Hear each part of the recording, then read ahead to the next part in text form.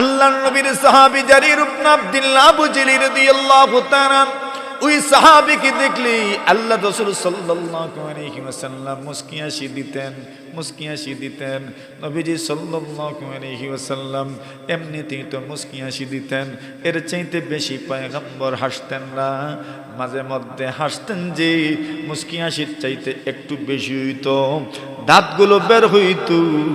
দাঁতগুলো যখন বের হইত মনে হতো যেন সূর্যের আলো বের হয়েছে। সুবহানাল্লাহ। এমনভাবে হাসতেন রাসূলুল্লাহ। মাঝে মধ্যে তো হাসতে হাসতে হাত্তা বাদাত নওয়াজিজুহু, সাহাবায়ে কেরাম বলেন এমন হাসি হাসছেন রাসূলুল্লাহ যে নবী আকরাম সাল্লাল্লাহু আলাইহি ওয়াসাল্লামের দাঁত পর্যন্ত বের হয়ে গেছে। সুবহানাল্লাহ। মাঝে মধ্যে হাসতেন, হাসতে হাসতে দাঁত পর্যন্ত বের হয়ে যেত। হাসতেন মাঝে মাঝে। আল্লাহ রাসূল সাল্লাল্লাহু আলাইহি ওয়াসাল্লাম অনেকের অনেক অবস্থা দেখা নবীজি হাসতেন, নবীজি মুস্কি হাসি দিতেন, এমনিতেও হাসতেন। আর নবীজি অনেকের আমল দেখতেন, আর দেখে দেখে আমল নিয়ে গবেষণা করতেন, আর বলতেন হ্যাঁ এই লোকটা জান্নাতি মানুষ। সুবহানাল্লাহ। এই লোকটা কোন মানুষ? জান্নাতি মানুষ। এইভাবে আমরাও দেখেন না, আমরা বড়রা আমাদের ছোটদের অনেক কিছু দেখে হাসি না? আমরা অনেক কিছু দেখে তার অবস্থা দেখা আমরা অনেক সময় হাসি। কেন? তার এগুলো আমার কাছে ভালো লাগতেছে, তার এগুলো দেখে আল্লাহও হাসেন। সুবহানাল্লাহ। আল্লাহ কি করেন? হাসেন। কেমনে হাসেন?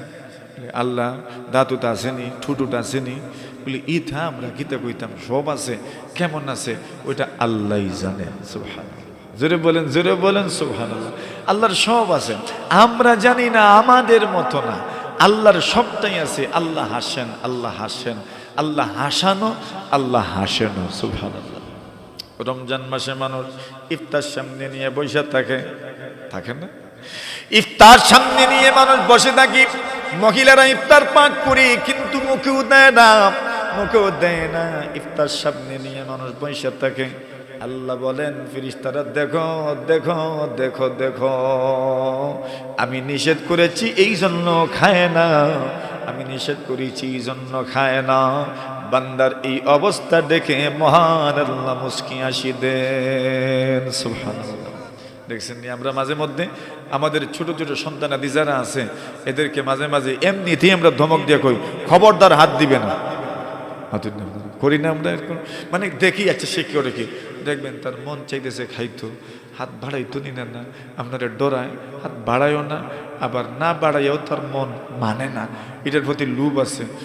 মুখ এমন ভাবে বানায়, না হাসে না কাঁদে, মাথুর না, এটা দেখে আমাদের মুস্কি হাসি আসে। মানে আমাদের মনটা বলে আছে দেখো আমি যে নিষেধ করছি এই জন্য হাত বাড়ায় না, আমি যে নিষেধ করছি এই জন্য ধরে না। এটা দেখে কত খুশি যে হই আমরা। আচ্ছা আমার সন্তানটা আমার বাধ্য, আমার সন্তানটা আমার অনুগত, আমার সন্তানটা আমার কথা মানছে, এরপরেই কিন্তু আমরা তারে কুলে উঠাই আর বলি আরে বাবা তুমি খাইবা না তো খাইবে কে, আমরা নিজে তার হাতে আইনা দেই। আল্লাহ এটা দেখেন বান্দাবান্দির অবস্থা, ইফতার সামনে রাখা কিন্তু খায় না। আল্লাহ ফেরেশতারা কোন দেখো, সুবহানাল্লাহ বলেন, দেখো তোমরা না বলছিলে কেন এদেরকে বানাবো, কেন এদেরকে বানাবো? আয় আল্লাহ এদেরকে বানানোর কি বা দরকার? আতাজালু ফিহা মান ইউফসিদু ফিহা ওয়া ইয়াসফিকু দিমা ওয়া নাহনু নুসাব্বিহু বিহামদিকা ওয়া নুকদ্দিসু লাক قال إني أعلم ما لا تعلمون। আল্লাহ তাআলা বলেন ও ফেরেশতারা তোমরা বলছো আল্লাহ মানুষ কেন বানাইবা? এই মানুষগুলো তো পৃথিবীর মধ্যে দাঙ্গা হাঙ্গামা করবে, মারামারি করবে, খানাখানি করবে, বিপর্যয় সৃষ্টি করবে, কি দরকার বানানোর? আল্লাহ বলেন শুধু এইটাই দেখছো আর কিছু কি দেখো নাই? ওই ইফতারের আগে আল্লাহ দেখায় দেন ফেরেশতারা দেখো দেখো দেখো আমার বান্দাকে আমি নিষেধ করেছি সূর্যাস্তের আগে যেন কোনো কিছু খায় না, সব কিছু রেডি আছে, পেটও খেদা আছে, ইফতারের আগে যেই পরিমাণ খিদা লাগে, দুনিয়ার কোনো মেডিসিন নাই এরকম খিদা লাগানোর, দুনিয়ার কোনো মেডিসিন নাই, খাবার এইভাবে মজা লাগানোর মতো কোনো মেডিসিন নাই। আল্লাহ বলেন, দেখো দেখো আমার বান্দা বান্দি ইফতারের আগে সবকিছু সামনে রাখা, কিন্তু এরপরেও খায় না কেন? আমি নিষেধ করেছি। আমি তোমাদেরকে সাক্ষী রাখলাম, আমার বান্দা বান্দিকে আমি আল্লাহ আমার রহমতের খুলে উঠায়া নিব। সুবহানাল্লাহ, আমি তাদেরকে আমার রহমতের খুলে উঠায় নিব। তোমরা ভাবছো মনে হয় আমার বান্দারা আর কিছু জানে না, শুধু দাঙ্গা হাঙ্গামাই করবে মনে হয়, মারামারিই করবে, ও এতটুকুই মনে হয় ভাবছো তোমরা। না না, এরা যদি ইবাদতের লাইনে অগ্রসর হইতে পারে তো ফেরেশতাদের চাইতে এদের মর্যাদা বেড়ে যাবে। সুবহানাল্লাহ, আরো জোরে বলেন। আচ্ছা, আমরা ছিলাম ওই জায়গায় যে রসুল মুস্কি আসি দিতেন। জারির ইবনে আব্দুল্লাহ বাজালি, ওনার আওয়াজ ছিল অনেক মোটা। সুবহানাল্লাহ, তো মোটা আওয়াজের দরকার আছে না নাই? যখন আমরা গপ শুনতাম আগে আমরা মুরব্বীর কাছ থেকে, অমুক ছিলেন এক মোটা আওয়াজ আছিল, একবারে ফাইক ফারে থেকে আওয়াজ দিলে মাদানগরের গাঙ্গর ফাট থেকে শোনা যেত। এজাত মানুষ ছিলেন না মনে হয়? ছিলেন, মানে আওয়াজ এত মোটা ছিল, এত মোটা আওয়াজ, মানে মোটা আওয়াজেরও দরকার।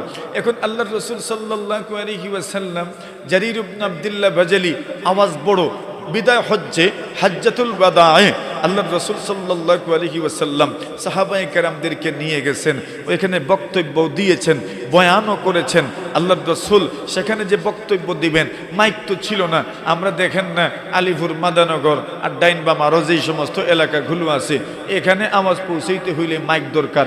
এর পরেও কত অভিযোগ, আমরা রিবাদি মাইক দিলাম না, চাউলও দিলাম, সান্দাও দিলাম, টেকাও দিলাম, আমরা মনে হয় কিছু দিছি না, এর লাগি মাইক দিছুন না। এটা কত যতর মাইর আছে না, বলে আমরা রিবাদি মাইক দিলে না, আমরা রিবাদি কোনো আওয়াজ হয় না, প্রত্যেক বছর তারা ওয়াজ করেন, একটা বারও আমরা রিবাদি মাইক দিন না। মাইক দিতেছে কত বাদি দিতে দেন তো, হোল বাদিও দেন। এখন আপনার ইবাদি আওয়াজ বেশি যায় না, টিকিটা করতে এখন মাইক তো দেওয়া হয় প্রত্যেক বছরই, আলহামদুলিল্লাহ মাইক চতুর্দিকেই দেওয়া হয়। আচ্ছা, ওই যুগে তো আর মাইক ছিল না, আল্লাহ রসুল বক্তব্য দিবেন, সাহাবায়ে কেরাম কতজন উপস্থিত? প্রায় 1,25,000 অথবা 1,44,000। কতজন? 1 লক্ষ। এখন আচ্ছা, দিকে 1,44,000 মানুষের শুনানছে, দিক পারবেন?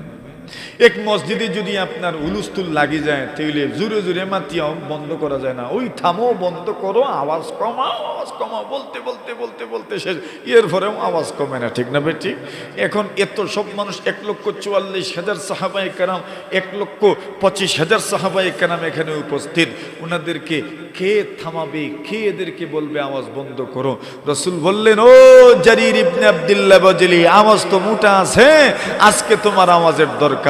ইয়া জারির ইস্তানসিতিন নাস। ইমামে বুখারী রাহিমাহুল্লাহু তাআলা কিতাবুল ইলমিল মধ্যে হাদিস আনছেন, বাব আনছেন, বাবুন আল ইনসাতু লিল উলামা। উলামায়ে কেরামের জন্য জরুরি হইল বক্তব্যের আগে ডায়াসকে শান্ত করা, বক্তব্যের আগে শ্রোতাদেরকে শান্ত করা। এই জন্য আমরা মাঝে মধ্যে আপনাদেরকে বলি, কথা বলিয়েন না, শান্ত থাকেন। কেন বলি? কথা বলার জন্য জরুরি হইল শান্ত পরিবেশ আগে প্রতিষ্ঠিত করা, পরিবেশকে আগে শান্ত করা। কেন? এখানে আমরা যারা বসি, কেউ বসে শোনানোর জন্য আর কেউ বসে শোনার জন্য। আপনারা তো কত ভালো মানুষ, কত বড় মানুষ, কত বড় দিলের মানুষ, আপনারা সব জায়গাতেই যান, সব জায়গাতেই শোনার জন্য যান। আপনার চাইতে বয়সে ছোট, ইলমে ছোট, আমলে ছোট কত মানুষ কথা বলার জন্য মঞ্চে বসে, চেয়ারে বসে, সোফায় বসে, আপনারা তাদের কথা শোনার জন্য বসেন। এটা আপনাদের দিল যে বড়, এটার বহিঃপ্রকাশ। আল্লাহু আকবার, আল্লাহু আকবার। এই জন্য শোনা অত্যন্ত জরুরি, শোনা অত্যন্ত জরুরি। এই দুনিয়াতে যেই সকল মানুষগুলো বেশি শুনে এরাই কিন্তু আসলে সচেতন মানুষ, এরাই কিন্তু দূরদর্শী মানুষ। কিন্তু আমরা তো শুনতে রাজি নই, সকলেই শোনাইতে রাজি, শোনাইতে চাই, সকলেই শোনাইতে চাই। সকলে পড়তে রাজি নয়, পড়াইতে চাই। ফেসবুকে পড়তে রাজি নয়, ফুস দিতে চাই, ফড়াইতে চাই। মনে হয় যেন আমি পুষ না দিলে মনে হয় আমার বাত হজম হয় না। ঠিক না বেঠিক? আমি ফড়তাম না, খালি ফড়াইতাম। বলে না নি খারবার আমরা। আমার হুনার দরকার আছিল, আমি হুনি না, খালি কই। আমি ফোড়ার দরকার, ফড়ি না, ফোড়াই। আমি ফোড়ো না, লুকাই না, আমি ফোড়াইতাম। আমি ফিউজটাকে লিখলাম তো মানুষে ফোড়তো। খিতা ফোড়াই রে আন্দাজি, আগডুম বাগডুম। এজন্য মনে রাখবেন, নিজেকে খুব গম্ভীরভাবে উপস্থাপন করিয়েন, নিজেকে ফাতলা বানায়েন না, নিজের সম্মান নিজে নষ্ট করিয়েন না, যা মনে চায় তা লিখালিখি করিয়েন না। কিছু পড়ার দরকার, পড়িয়েন, শিখিয়েন।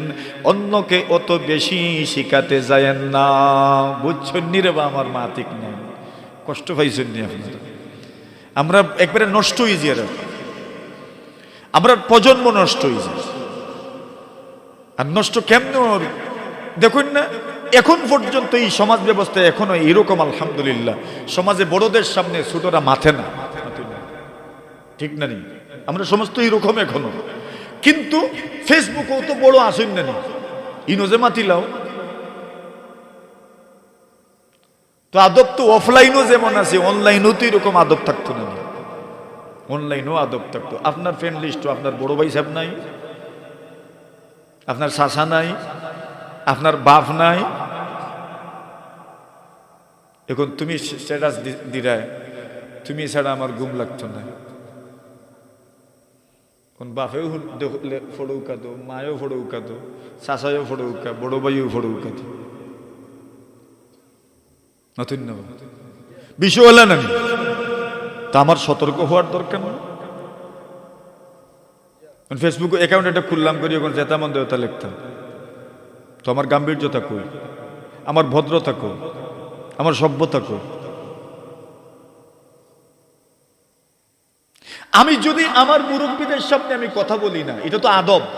আলহামদুলিল্লাহ, এই আদব আছে আমাদের যুবকদের মধ্যে, আমাদের ছোটদের মধ্যে এই আদব আছে। কিন্তু আমি যে ওই জায়গায় লেখালেখি করলাম, ওইটাও তো আমাদের মুরব্বীদের চোখে বাসে। সতর্কতা হওয়া দরকার এই ক্ষেত্রেও আমাদের। আল্লাহ তৌফিক দান করুন, আমিন বলি ভাই। আমি না লিখলে কি সমাধান হইতো না? লিখে তো বেড়া লাগাই। সুবহানাল্লাহি ওয়া বিহামদিহি সুবহানাল্লাহিল আযীম বেশি কইলিছি মনে হয়। আর আলিপুর তো আর আইসি কয়েক বছর, তোরা কইলাই মাথুন না। এখন আসেন আমাদের মূল কথায় যাই। আল্লাহ রাসূল ইমাম বুখারী আলাইহির রাহমা বাব আনছেন, বাবুন আল ইনসাতু লিল উলামা। উলামায়ে কেরামের জন্য জরুরি হইল মানুষদেরকে চুপ করানো, যেন শান্ত থাকেন। কথা শুনতে হলে শান্ত থাকতে হয়। জারির ইবনে আব্দুল্লাহ আওয়াজ দিলেন, ইয়া আইয়ুহান নাস ইসমাউ ওয়া আতিউ। জারির আওয়াজ দিলেন, ও লোকজন, নবীজি আপনাদেরকে কি বলতে চান শুনেন। এক আওয়াজ দিছেন, 1,44,000 সাহাবায়ে কেরাম শান্ত হয়ে গেছে, পুরা ময়দান শান্ত। এরপরে রাসূল বক্তব্য দিলেন, যেই বক্তব্যের নাম হইল বিদায় হজ্জের ভাষণ। এই বক্তব্যের নাম কি? বিদায় হজ্জের ভাষণ। এই বিদায় হজ্জের ভাষণের আগে জারির ইবনে আব্দুল্লাহ বাজালি বলছেন, ও লোকজন, চুপ হও, চুপ হও, চুপ হও। আলাইকুম বিসসামঈ, শুনো নবী কি বলতে চান। এক আওয়াজ দিবেন, 1,44,000 কণ্ঠ স্তব্ধ হয়ে গেছে। সুবহানাল্লাহ। মনে আসেনি আমরা মূল কথা? আবু বকর এবং হযরত ওমর রাদিয়াল্লাহু তাআলা আনহু, এই দুইজনের মধ্যে তর্ক হইছে। কি হইছে? তর্ক হইছে। আবু বকর সিদ্দিক রাদিয়াল্লাহু তাআলা আনহু ওমর রাদিয়াল্লাহু তাআলাকে একটু কষ্ট দিয়ে ফেলছেন।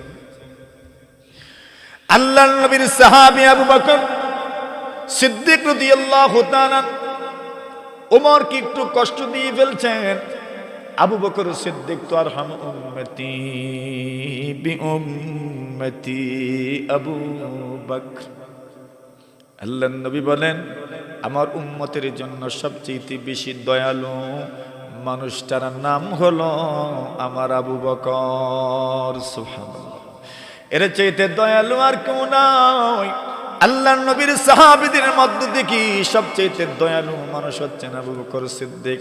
আল্লাহর নাম হইল রহমান, আল্লাহ হইলেন দয়ালু। নবীজি কি ওয়ামা আরসালনাকা ইল্লা রাহমাতাল লিল। আল্লাহর নবী বিশ্ব নবী মুহাম্মদুর রাসূলুল্লাহ সাল্লাল্লাহু আলাইহি ওয়াসাল্লাম, উনি রাহমাতুল লিল আলামিন, সারা পৃথিবীর মানুষের জন্য উনি দয়াবান, উনি মেহেরবান, উনি সদয় মানুষ। আল্লাহ উনি হচ্ছেন রহমান, উনি হচ্ছেন দয়ালু। মহানবী সাল্লাল্লাহু আলাইহি ওয়াসাল্লাম উনিও দয়ালু, আল্লাহ নিজেও দয়ালু, নবীজিও দয়ালু। নবীজির উম্মতের মধ্য থেকে সবচেয়ে বড় হলেন আবু বকর সিদ্দিক। নবী বলেন, আমার আবু বকর দয়ালু। সুবহানাল্লাহ, দিন শুরুই হয়েছে দয়া দিয়ে। সুবহানাল্লাহ বলেন, আল্লাহও দয়ালু, নবীও দয়ালু, আবু বকর সিদ্দিকও দয়ালু। আরহামু উম্মতি বি উম্মতি আবু বকর, আমার আবু বকর সবচেয়ে বেশি দয়ালু। ওয়া আশাদ্দুহুম ফি আমরিল্লাহি উমর, এবং আল্লাহর বিধিবিধানের ক্ষেত্রে সবচেয়ে দৃঢ়, সবচেয়ে মজবুত, সবচেয়ে শক্ত মানুষের নাম হইল উমর। সুবহানাল্লাহ। ওয়া আসাদদাকুহুম হায়াআন উসমান। আল্লাহর নবীজি বলেন, আর আমার উম্মতের মধ্য থেকে সবচেয়ে বেশি লজ্জা হইল আমার উসমানের। সুবহানাল্লাহ, এত বেশি লজ্জা, এত বেশি লজ্জা। আল্লাহ রাসূল সাল্লাল্লাহু আলাইহি ওয়াসাল্লাম একদিন আম্মা জান আয়েশা সিদ্দিকা বলেন, পয়গম্বর আলাইহিস সালাতু ওয়াসসালাম আমার ঘরে এইভাবে বসে আছেন, হঠাৎ করে ওমর আসলেন। নবীজির লুঙ্গিটা একটু উপরে ছিল। হঠাৎ করে আবু বকর আসলেন, নবীজির কাছে অনুমতি চাইলেন। আবু বকর আসতে চায়, আল্লাহর নবী বললেন আসো। নবীজি কাপড় নামাইলেন না। উমর আসতে চাইলেন, নবীজি বললেন আসতে দাও, কাপড় নামাইলেন না। একটু পরে উসমান আসার জন্য অনুমতি চাইলেন। আম্মা জান বলেন, আমি লক্ষ্য করে দেখি উসমান যখন অনুমতি চাইছেন, আল্লাহর নবী বলেন হ্যাঁ উসমানকে আসতে দাও, এবং উঠে দাঁড়াইলেন, কাপড়টা নিচে নামাইলেন। জোরে জোরে বলেন সুবহানাল্লাহ। আম্মা জান বলেন, ইয়া রাসূলুল্লাহ, ইয়া হাবিবাল্লাহ, আল্লাহর নবীজি গো। আবু বকর আসলেন, কাপড় যেমনি এমনি ছিল। ওমরও আসলেন, কাপড় তো যেমনি এমনি রইছিল। উসমান আসার পরে কাপড় নিচের দিকে নামাইলেন। কেন নামাইলেন? রাসূল বলেন, কেন নামাবো না? যাকে আল্লাহর ফেরেশতারাও লজ্জা করেন, এই মানুষটাকে আমি কেন লজ্জা করব না? সুবহানাল্লাহ। ওয়া আসাদদাকুহুম হায়াআন উসমান। আপনারাও তো অনেকেই মাঝে মধ্যে লুঙ্গি অনেক উপরে উঠা দেন, মাঝে মধ্যে লুঙ্গি গাইট মারি দেন, কেউ তো আর লেমটিও ফেসকুন্দাও মারি দেন, কেউ তো ফেসকুন্দা না মারলে মোটামুটি উপরে উঠাইলেন। হঠাৎ যদি দেখুন কাশিমিশা বাইরা আস্তে আস্তে মাতি মাতি লুঙ্গি লামাইলেন। ওয়া আসাদদাকুহুম হায়াআন উসমান। কেন কিছু মানুষের সাথে একটা ভাব থাকে, উনি চিন্তা করেন উনি তো সম্মানের, আমাকে সম্মান করেন, আমার ইজ্জতের, আমার মহব্বতের, আমার ভালোবাসার, উনি আমাকে এই অবস্থায় দেখবেন না, না হইতে পারে না।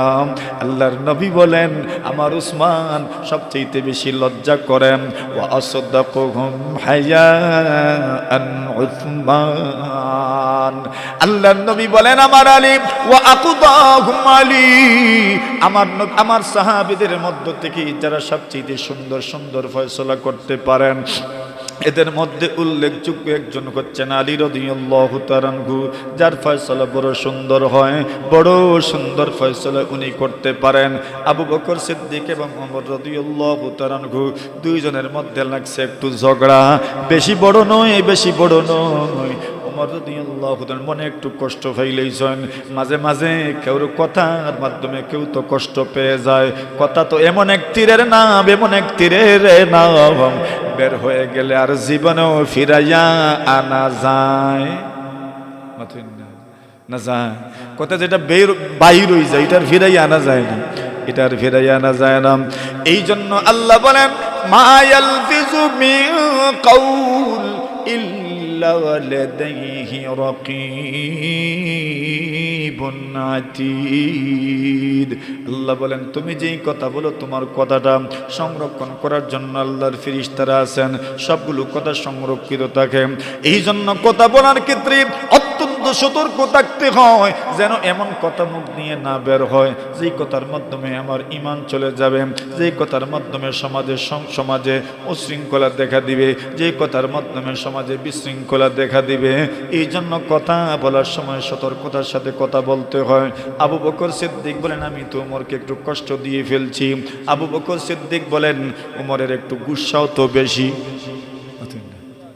কম না বেশি, জোরে থুড়া বেশি, অতখান হইব না আরো বেশি, বলে আরো বেশি। ওয়াসাদ্দুহুম ফি আমরিল্লাহি ওমর, ওমর তো এত রাগান্বিত, এত গুসা ওনার, এত গুসা ওনার।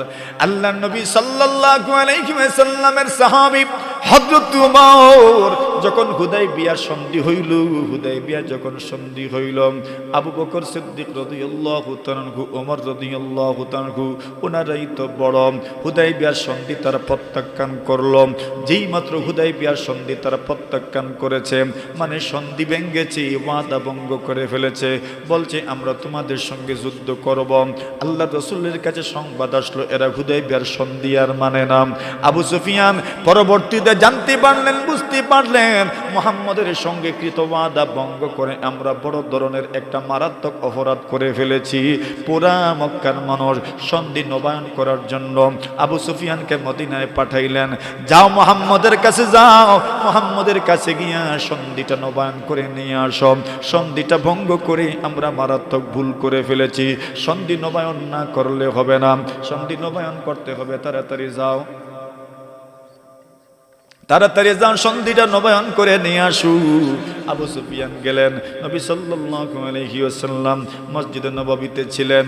আবু সুফিয়ান পয়গম্বরের কাছে পরামর্শ চাইলেন, পয়গম্বরকে বললেন মুহাম্মদ আপনার পূর্বসূরীদের জন্য, আপনার পূর্বসূরী, আপনার বাপ দাদা, এদের দোহাই দিয়ে বলছি সন্ধিটা আপনি নবায়ন করে নেন। নবীজি চেহারাটা ফিরায় নিলেন, ওই দিকে গেলেন, নবী চেহারা ফিরায় নিলেন, ওই দিকে গেলেন, নবী চেহারা ফিরায় নিলেন। আবু বকর সিদ্দিককে বললেন আপনি একটু সুপারিশ করেন। আবু বকর বলেন আমি পারবো না সুপারিশ করতে। হযরত আলীকে বললেন আলী তুমি একটু সুপারিশ করো। আলী বললেন আমি পারবো না। ফাতেমাকে বলেন ফাতেমা তুমি একটু সুপারিশ করো। ফাতেমা বলেন আমিও পারবো না। হাসান আর হুসাইনকে বললেন এরা দুইজন সুপারিশ করো। নবী তো এদেরকে মহব্বত করেন, নাতিদেরকে মহব্বত করেন।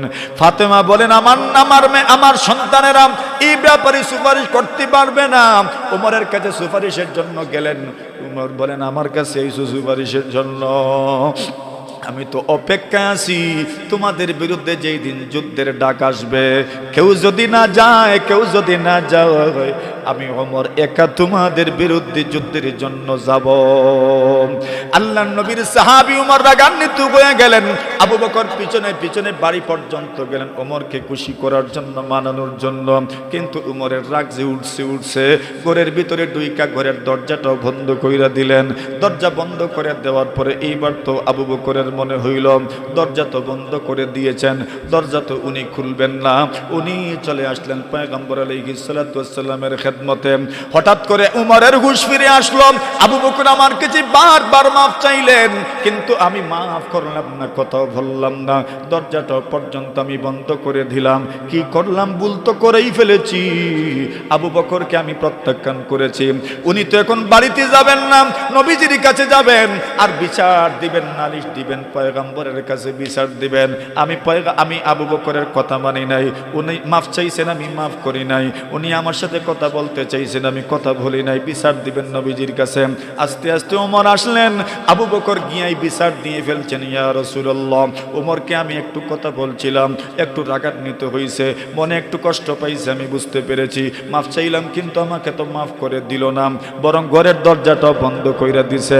আল্লাহ নবীজির কাছে বিচার দিছেন, উমর তো আসছেন, নবী উমরকে দেখতেছেন দূর থেকে। সুবহানাল্লাহ বলেন। আবু বকর সিদ্দিক মনে মনে ভাবেন, পয়গম্বরের চেহারা গুসায় লাল হয়ে গেছে, উমরের উপর গুসায় পয়গম্বরের চেহারাটা লাল হয়ে গেছে। আবু বকর চিন্তা করলেন, নবীজি উমরকে অনেক বকাঝকা করবেন, অনেক কিছু বলবেন, অনেক কিছু বলবেন। এই জন্য আবু বকর সিদ্দিক আল্লাহ নবীজির সামনে আসলেন, আর সামনে এসে বলেন, ইয়া রাসূলুল্লাহ, দোষ কিন্তু আমার। জোরে জোরে বলেন, জোরে বলেন। আল্লাহর নবীর সাহাবী আবু বকর আসলেন, আসার পরে বলেন, ইয়া রাসূলুল্লাহ, ইয়া হাবিবাল্লাহ, দোষ কিন্তু আমি করেছি, দোষ কিন্তু আমার, উমরের কিন্তু দোষ নয়। আল্লাহর নবী বললেন, ঠিক আছে, বুঝতে পেরেছি। এইবার নবীজি সাল্লাল্লাহু আলাইহি ওয়াসাল্লাম সকলকে সম্বোধন করে বক্তব্য দিলেন, শুনে রে উম্মত, শুনে রে উম্মত, আমি যখন প্রথম নবুয়তের দাওয়াত দিয়েছি, আমি যখন প্রথম উম্মতকে দ্বীনের দাওয়াত দিয়েছি, প্রত্যেকটা মানুষ আমাকে প্রত্যাখ্যান করেছে। মানুষ বলেছে আমি মিথ্যা বলেছি, মানুষ বলেছে আমি মিথ্যা বলেছি। একমাত্র আমার আবু বকর বলেছে আমি সত্য বলেছি। সুবহানাল্লাহ। তোমরা তো জানো না, আমি যখন দাওয়াত দিতাম সকলেই আমাকে প্রত্যাখ্যান করত, একমাত্র আমার আবু বকর আমাকে প্রত্যাখ্যান করে নাই। একমাত্র আমার আবু বকর বলতো, সাদাকা, রাসূল সঠিক বলেছেন, সঠিক বলেছেন। বিদায় আমার জীবদ্দশায় আমার আবু বকরকে তোমরা কেউ কষ্ট দিবা না। সুবহানাল্লাহ, আল্লাহু আকবার। নবী আকরাম সাল্লাল্লাহু আলাইহি ওয়াসাল্লাম এইভাবে আবু বকর সিদ্দিক, ওমর রাদিয়াল্লাহু তাআলা আনহুমা ওনাদেরকে দ্বীনের দাওয়াত দিলেন, সকলেই দ্বীনের দাওয়াত কবুল করলেন। ওনাদের মর্যাদা পয়গম্বরের কাছে অনেক বেশি। আল্লাহু আকবার, আল্লাহু আকবার। আবু বকর সিদ্দিকের মর্যাদা তো কি পরিমাণ তা তো বলে কয়ে শেষ করা যাবে না। একদিকে আবু বকর, আরেকদিকে সারা উম্মত। আবু বকরের মতো দুনিয়ার জমিনে আর কেউ হতে পারে না। সুবহানাল্লাহ। ও ভাই, এজন্য আসেন না আল্লাহ তাআলার কাছে সবসময় এই দোয়াটা যেন আমরা করি, আল্লাহ যেন আমাদেরকে নবীর সাহাবীদের অনুসরণ করার তৌফিক দান করেন, বলেন আমিন। নবীর সাহাবীদের জীবন আদর্শকে যেন আমরা সামনে রাখতে পারি। নবীর সাহাবী, এক একজন সাহাবীকে নিয়ে যদি আপনি আলোচনা করেন, এক একজন সাহাবীর বিষয়টা যদি আপনি সামনে নিয়ে আসেন, আপনার জীবন চলে যাবে। এদের এত গুণ আল্লাহ তাআলা দান করেছেন, আল্লাহ তাআলা এদের এত মানাকিব দান করেছেন, এত গুণ দান করেছেন। তো আমাদের জীবনটা সাহাবীওয়ালা জিন্দেগি হওয়ার দরকার কিনা বলেন? সাহাবীওয়ালা জিন্দেগি আমাদের হওয়া দরকার।